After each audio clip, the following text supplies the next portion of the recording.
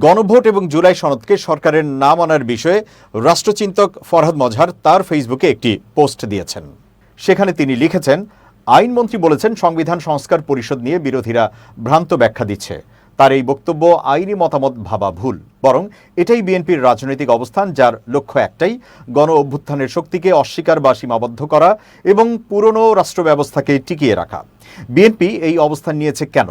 কারণ যদি স্বীকার করা হয় যে জনগণ গণ অভ্যুত্থানের মাধ্যমে রাষ্ট্রের বৈধতাকেই চ্যালেঞ্জ করেছে, তাহলে বিদ্যমান সংবিধান বা হাসিনাবিহীন হাসিনা ব্যবস্থার একচেটিয়া কর্তৃত্ব ভেঙে যায়। তখন সংসদ আর একমাত্র ক্ষমতার উৎস থাকে না, জনগণ নিজেই হয়ে ওঠে ক্ষমতার উৎস। আর ঠিক এই জায়গাটাতেই বিএনপি অস্বীকার করতে চাইছে। তাই আইনমন্ত্রী বলেছেন সংস্কার হবে, কিন্তু সংবিধানের ভেতরেই হবে, সংবিধানের বাইরে কিছুই বৈধ না। এটা কি যুক্তিসঙ্গত? না, এই যুক্তির ভেতরেই ফাঁকি আছে।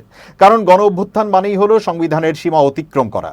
যদি সংবিধানই সবকিছুর শেষ কথা হয়, তাহলে জনগণ কেন রাস্তায় নামে, কেন জীবন দিয়ে রাষ্ট্র পরিবর্তনের দাবি তোলে? বাস্তবতা হলো গণ অভ্যুত্থান সেই মুহূর্ত যখন জনগণ বলে এই সংবিধান আর আমাদের প্রতিনিধিত্ব করে না, আমরা এই সংবিধান চাই না, আমরা নতুন গঠনতন্ত্র চাই, নতুনভাবে বাংলাদেশ গড়তে চাই। তার মানে বিএনপি গণ অভিপ্রায়ের বিপরীতে দাঁড়িয়েছে। এই অবস্থানকেই আমি বিএনপির জন্য আত্মঘাতী মনে করি।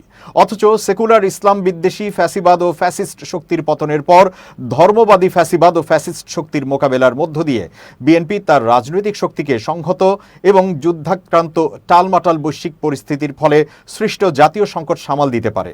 কিন্তু বিএনপির ভুল রাজনীতির জন্য তাকে আবার আওয়ামী লীগের মতো চরম মূল্য দিতে হতে পারে। বিএনপির এই অবস্থান বিএনপির অনুকূল নয়। ফরহাদ মজহার আরও লেখেন, যদি বলা হয় সংবিধানের বাইরে কিছুই বৈধ না, তাহলে জনগণ কোনো গণপরিষদ গঠন করতে পারবে না, কোনো নতুন গঠনতন্ত্রের প্রক্রিয়া শুরু করতে পারবে না। সবকিছুই আবার ফিরে যাবে সংসদ, সরকার এবং পুরনো ক্ষমতার কেন্দ্রে। দিল্লিতে বসে শেখ হাসিনা নিশ্চয়ই অট্টহাসি দিচ্ছেন, ইতিহাসও প্রহসনের রূপ নিতে পারে। অর্থাৎ গণ অভ্যুত্থানের মাধ্যমে বিপুল আত্মত্যাগের মধ্য দিয়ে নতুনভাবে রাষ্ট্র গঠনের যে দরজা জনগণ খুলেছিল, সেটি আবার বন্ধ করে দেওয়া হচ্ছে।